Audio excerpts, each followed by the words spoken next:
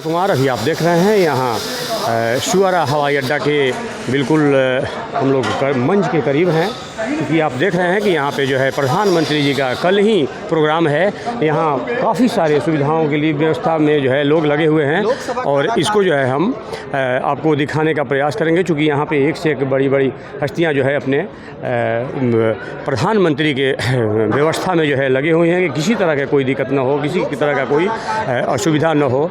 इसके लिए पूरी ताकत जो है झोंक दिया है बीजेपी ने। अभी हम बात कराते हैं, यहाँ प्रशांत जी हैं, पीएम नरेंद्र मोदी जी के व्यवस्था में जो है लगे सभी जो है नेताओं से हम बात करेंगे, क्योंकि ये लोग खास व्यवस्था में लगे हुए हैं कि किसी तरह का जो है पीएम मोदी का कोई दिक्कत ना हो। आप थोड़ा सा अपना नाम बता दें। मंगलानंद पाठक, जिला उपाध्यक्ष, बीजेपी रोहतास। क्या लग रहा है, पीएम का तो मुरीद पूरा लगभग देश हो गया है, लेकिन काराकाट क्षेत्र इनके लिए कुछ ज़्यादा ही मेहनत करना पड़ रहा है, ऐसा लग रहा है। देखिए, ऐसा नहीं है जी। जो दिख रहा है जी।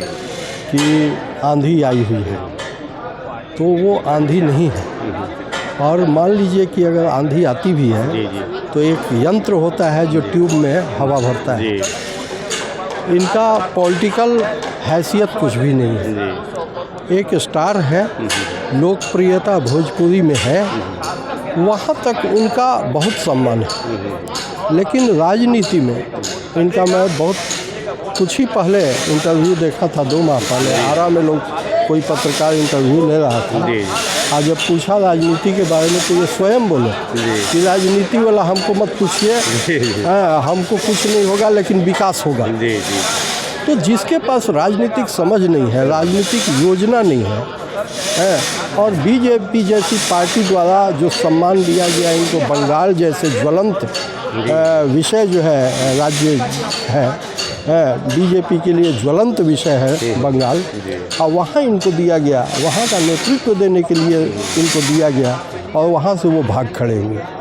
और यहाँ कुछ षड्यंत्रकारी राजनीतिक पार्टियों के हथकंडा बन गए हैं। तो ये हमारा जो बीजेपी का समर्थक वर्ग है काफ़ी जागरूक है, और हमारे नेता लगे हुए हैं, और मेरा पूरा पार्टी का संयंत्र लगा हुआ है। ये बात सबको समझ में आ जाएगी कि ये जहाँ तक स्टार है वहीं तक है, राजनीति में इनका कहीं कुछ नहीं, इनसे कुछ मिलने वाला नहीं है। और हमारे एनडीए का गठबंधन है।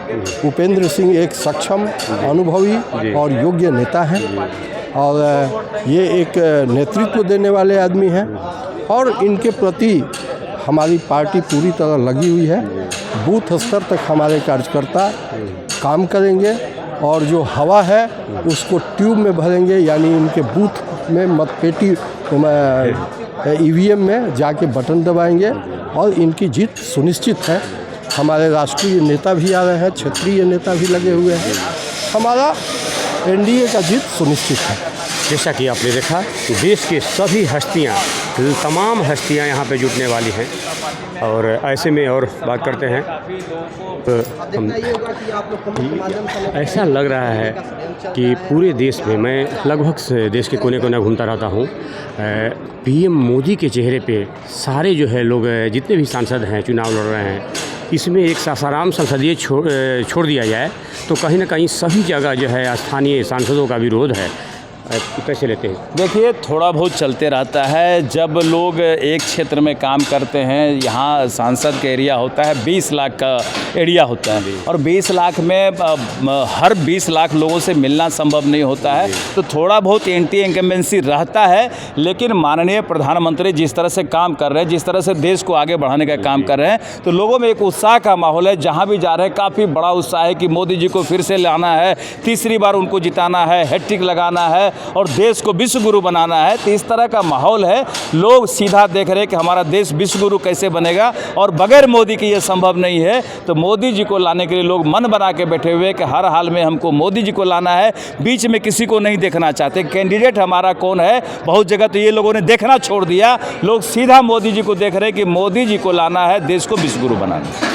चूँकि बिहार एक मोदी जी के लिए ख़ास मायने रखता है, इस पर हमेशा उनका ध्यान रहता है, लेकिन अभी तक इसमें कोई कल कारखाने या कोई इस तरह का जो है कोई प्रोग्रामिंग नहीं हुआ। हालांकि मैंने 4 दिन पहले लिया था उपेंद्र जी से बयान, उन्होंने कहा था कि इस बार जो है डेहरी में जो है रेल कारखाने के लिए हम प्रयास करेंगे, हमारा फर्स्ट प्राथमिकी में है।